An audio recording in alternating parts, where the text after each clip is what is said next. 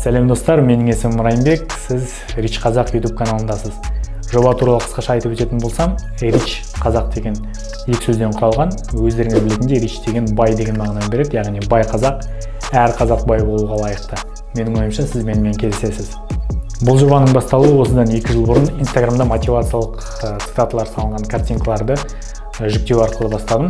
Одан кейін осыдан 2 ай бұрын осы YouTube каналды ашқан болатынмын. 2 видео жүктелді, бұл 3-ші видео. Бұл жобада, бұл YouTube каналда не көресіңдер? Атау айтып тұрғандай, Rich Қазақ, яғни бай қазақ болу үшін не істеу керек? Қандай бағытта қалай дамуға болады? Яғни финансовый жағынан, қаржылық жағынан, бизнес, психология, кітап оқу, қандай кітаптар оқу керек, мотивация беретін, қандай бағытта өзін-өзіңде дамыту керек, сол туралы айтатын боламыз. Бұл ешқандай да тренинг емес, тренинг көрсететін канал емес, бұл ешқандай да фитнес инструкция емес, өйткені спорт туралы айтатын боламыз. Нақтырақ айтсам, более такой челлендж ретінде басталған жоба болатын.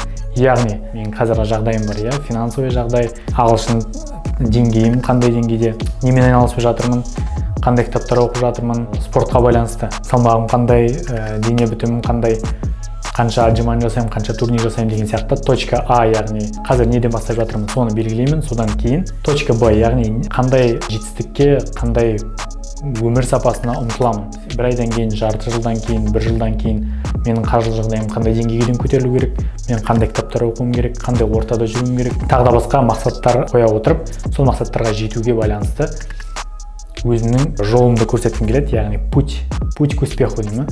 Может, это слишком громко сказано, бірақ бастауға шешім қабылдадым.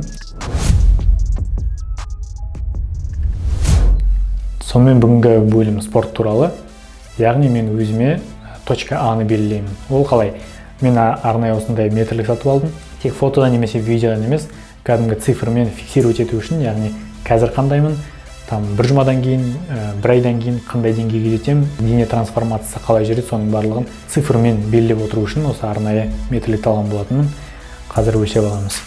Белімнің ең жуан жері, яғни қарын тұсы, одан кейін екі жанында да бок дейді ғой, артық майдың жиналған тұсында өлшеп қарасақ 101 сантиметр екен. Отжимание, турник жасау арқылы төс бұлшықеттерін дамытатын боламыз. Төс бұлшықетінде точкасын белгілеп алайық. Төс бұлшықеті 109 сантиметрді көрсетіп тұр. Тоже бицепстің точкасын белгілейік. Бұл бізде 35 сантиметр көрсетіп тұр. Яғни А нүктесін белгіледік. Бүгін 22 наурыз 2020 жыл. Шамамен бір жұмадан кейін қандай ерекшеліктер? Бір жұмадан кейін көп бола қоймайтын шығар, но қарайтын боламыз. Сонымен достар, А нүктесін белгіледік. Денемізге байланысты енді әрбір жаттығуға байланысты А нүктесін белгілейік, яғни зараз тоқтамастан, мысалға отжимание қанша жасай алады екен. Менің үйімде турник бар, турникті бірден тартылған кезде қанша жасай алады екен. Кеттік. Қазір керемет көрсеткіш көрсетейін деп айта алмаймын, бірақ бір нәрседен бастау керек по-любому.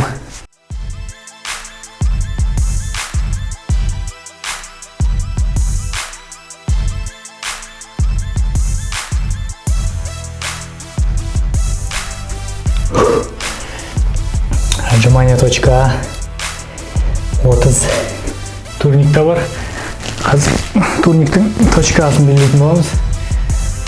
Отжиманиедан кейін.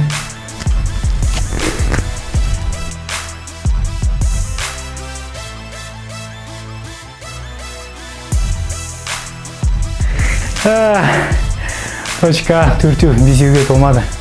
Отжиманиедан кейін бірден жасаған кезде деңгейіміз осындай болып тұр. Мінекей достар, А нүктесін белгіледік, яғни отжимание 30, турник даже бесеуге жеткен жоқ, төртеуде есептесек болады. Мақтанарлық не емес, мен ойымша шамалы өнімді деп ойлаймын, бірақ кез келген нәрсе белгілі бір точкадан басталу керек, яғни А нүктесін бастадық, белгіледік. Қанша нашар болса да, бірақ алдағы уақытта міндетті түрде екі жаттығуға да жоспар құрып, белгілі бір жақсы нәтижеге қол жеткізуге тырысатын боламыз. Достар, сіздер пікірге жаза отырыңыздар. Сіздерде қандай, қазір мысалға қарап көріңіз, точка А сізде қандай отжимание бойынша жақсы нәтиже көрсете алатындар болса, кеңес бере алатындар болса, міндетті түрде пікірге жазыңыздар.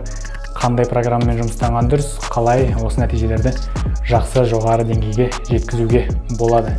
Сонымен достар, бүгінгі видеоны аяқтаймыз. Осы жерге дейін көрсеңіздер үлкен рахмет. Әлі жазылмасаңыздар міндетті түрде каналга жазылып коюңуздар. Колокольчик белгисин басып коюңуз. Келесі видеоларды, яғни осы нәтижелердің қандай деңгейге, қандай нәтижелерге жетіп жатқанымен бөлісетін боламын. Қандай программамен жұмыстанып жатқанымды айтатын боламын. Сол себептен видеоларды жіберіп алмаңыздар. Міндетті түрде видеоға лайк басып, пікір жазыңыздар, достарыңызбен бөлісіңіздер. Рахмет достар, кеттік.